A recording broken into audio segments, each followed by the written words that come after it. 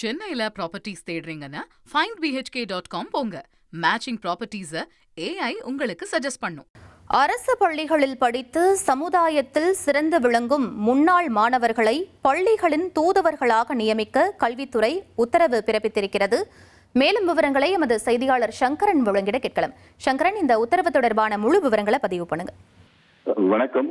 பள்ளித்துறை இயக்குனர் திரு கண்ணப்பன் ஒரு சர்க்குலர் சுற்றறிக்கையை ஒன்று மாவட்ட முதன்மை கல்வி அலுவலர்களுக்கு அனுப்பியிருக்காரு.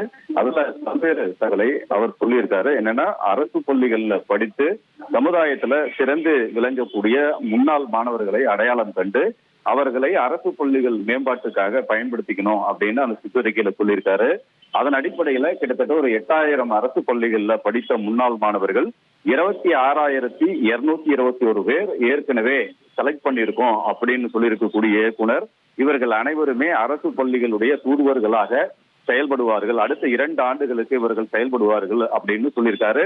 மேலும் இந்த மாசத்துல அரசு பள்ளிகள்ல நடக்கக்கூடிய பள்ளி மேலாண்மை குழு கூட்டங்கள்ல மேற்கொண்டு புதிதாக அரசு பள்ளிகளை மேம்படுத்த முன்வரக்கூடிய முன்னாள் மாணவர்களையும் தூதுவர்களாக நியமனம் செய்ய நடவடிக்கை எடுக்க வேண்டும் என்றும் இயக்குனர் அந்த சுற்றறிக்கையில வலியுறுத்தி இருக்காரு.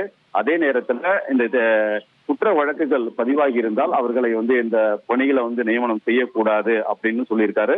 ஒட்டுமொத்தமாக அரசு பள்ளிகளுடைய மேம்பாட்டிற்காக அவர்கள் தங்களை இந்த பணியில் அர்ப்பணித்துக் கொள்ள வேண்டும் அப்படி என்றும் பள்ளிக்கல்வித்துறை இயக்குனர் அந்த சுற்றறிக்கையில தெரிவிச்சிருக்காரு.